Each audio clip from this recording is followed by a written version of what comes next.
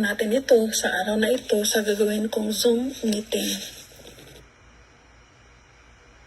Ayan, obvious naman yan sa Pilipinas. Marami na mga sindikato ngayon. Nagkalat na yan sa Pilipinas. Mga robbery mismo, mga hold-upper mismo, mga pulis. Sangkot ang mga pulis o mga pulis mismo. Kita naman ninyo. Kaya grupo-grupo, yung mga akyat truck, ganun din, grupo-grupo din. Hindi sindikato na. Mismong gobyerno, sindikato na rin. Yung sa flood control, sindikato, organized crime na rin yun. Kita naman ninyo kung paano sila magtakipan. Wala nang tao sa Pilipinas, sobrang nakasama talaga. Yun ang sinasabi ko sa inyo, na ang demonyo ay tao talaga. Walang demonyong espiritu. Ang tunay na demonyo tao. May kita ninyo ngayon, yung namumuno natin sa sa gobyerno o ano mga gawain, di ba? Maraming mga kaso, mga kriminal, tapos sa kabumbukan ng tao, binuboto, di ba? Kasi kayo maghahanap sa Pilipinas lang tayo meron na kung sino yung kriminal, yun ang binoboto ng tao kaya nakaupo sa pisto. Di ba? Tsaka kayo maghahanap na dinakawa na, pinagtanggol pa. Sa Pilipinas lang yun, di ba? Yung mga taong pinagluloko na, nagpatuloy pa sa paniniwala. Di ba? Tulad ng mga pare ninyo. Pinagluloko na kayo, di pa kayo kumita. Meron na silang kaparte sa kita ninyo. Di pa kayo nagkapag-upisa ng trabaho, meron na silang 10%. Sa Katoliko, unlimited. Di ba? Tapos, sinasamba ninyo. Pinaniwalaan ninyo. Sa Pilipinas lang yun marami. Di ba? Sino yung may mga kaso?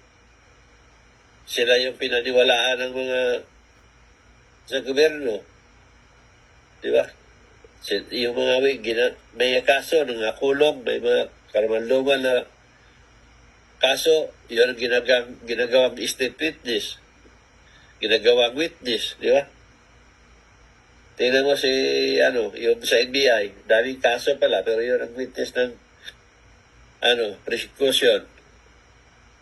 Di ba? Sino yung nasa kongreso, may mga kaso.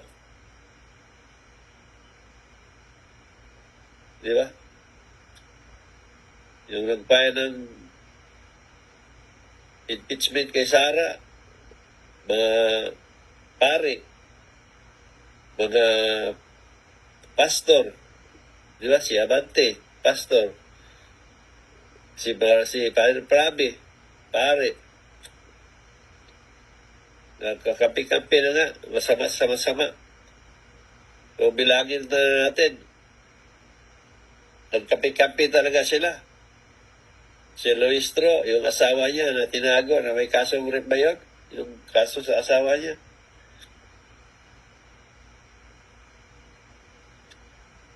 Si Joel Villanueva, pastor, Malita boy. Nasangkot siya sa Malita gang. Di ba?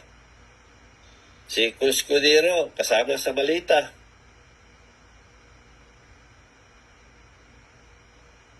Si Lacson, may kaso. Sa Cordito Border, Dasher Cordito Border. Naglayas yan, pero binuto pa ng tao. Sila di kasama niyan eh.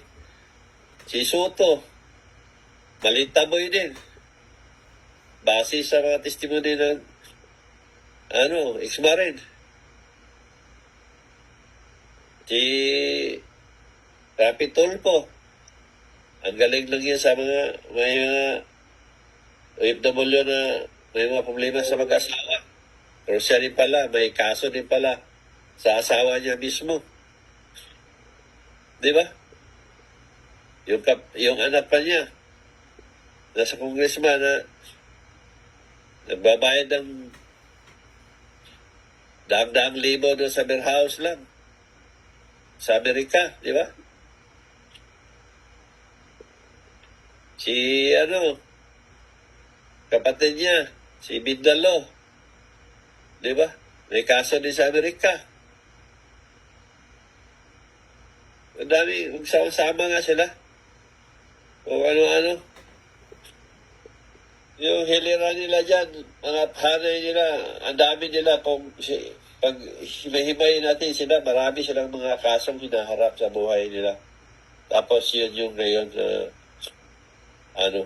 nagsama-sama nga, sabi nga ng Diyos na ipaghiwalay ko na ang mabuti at masama. Dahil yun ang kumakalaban sa mabuti, tulad ni Sarah. Di ba? Si Sarah, kinakalaban nila. Si Sarah, walang bahid, walang korupsyon. So, ibilagay na lang natin.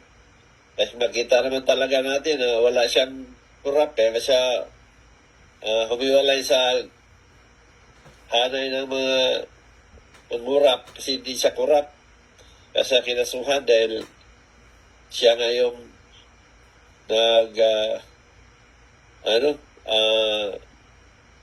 nagsiwalat kung ano ang kalakalan doon sa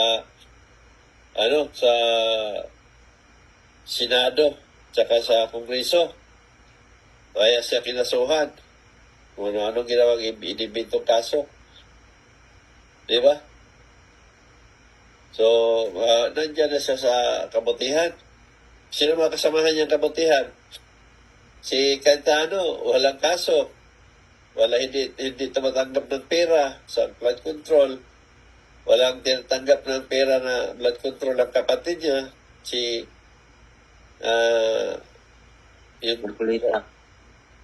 pangalan ng kapatid niya, si Cayetano din. Iya Cayetano. Si Pia, wala. Si Robin, wala. Sila din magkakampi. Si Marcolita, wala din. Yung kaso ni Marcolita na donasyon na ginawa ni Ombudsman na plunder case sa donasyon, hindi naman yun kasama sa plunder case. So, di ba? Kabutihan pa rin kasi sila nagsama-sama. Sino pang kasama nila ni yung mga bilyar, kasama yata, dalawa. Si Amy. Si Amy pa nga ang nagsiwalat. Ipalagay na lang natin. Wala kong narinig na kaso ni Amy. Kahit doon sa congressman pa siya siguro.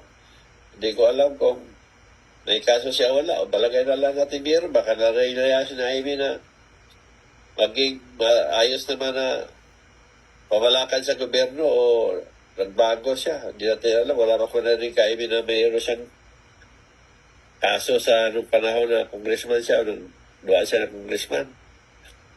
So, si Amy nga nagsiwalat yan lahat. So, nasa panig siya ng kamutihan ngayon. Di ba? So, magkita natin yung misahe ng Diyos noon pa na sinasabi niya na ipaghiwalay ko na mabuti at masama. So, nagkape-kape ngayon. Sino sinasabihan ng Diyos na makasalanan tao, mga pare at pastor, di ba? Kakampi sila doon sa mga congressman na may mga malita boy, malita girl. Di ba? Madami siya na doon, tumatanggap ng malita. So, magkape-kape sila. Yung mga pare, may mga madre doon, madami din. So, makita natin ba kung ano yung naging resulta doon sa mensahe ng Diyos na nakikita natin at narinig natin ba na nakatotoo talaga. Hindi natin maipagkaila na talagang totoo talaga. Kaya kung sino yung nagsasabi ng katotohanan, sila yung mga kinulong. Sila yung pinapahuli. O di ba? Sino yung nagpahuli? Kasama yun sa mga malita. Kaya ginawa nga ng Marcos yan, sabi ko sa inyo, pinapakain niya yung mga maging kakampi niya pagdating ng araw. Kasi alam niya na yun ang gagawin talaga niya. Ubusin niya pira sa Pilipinas, wala sa pakialam. So, hindi ang gawain ng matinong namumuno. So, sabi ko nga sa inyo, wala tayong magpapilian. Noon din si Rini, ganun din. yung kalaban niya. Si Marcos, akala ng tao na siya na ang maging bagong Marcos. Hindi naman pala, sinunod din pala niya yung masigit pa sa gawain ng tatay niya. Ang Pilipinas talaga, tama yung sinabi ng Diyos na may pakalsahan ng bansa ang Pilipinas. Kaya ito, nakikita natin, nasaksiyan natin talaga na totoo. Kaya wala na tayong magawa doon kasi nandiyan na. So, hindi ko alam kung makarealize pa yung mga taong ito. Wala na mga puso ito, wala nang dami nito, wala nang Diyos sa buhay. Puro demonyo na talaga ang tao sa Pilipinas, lalo na sa mga namumuno. So, yun lang. Maraming salamat, Biskay. Thank you, Brother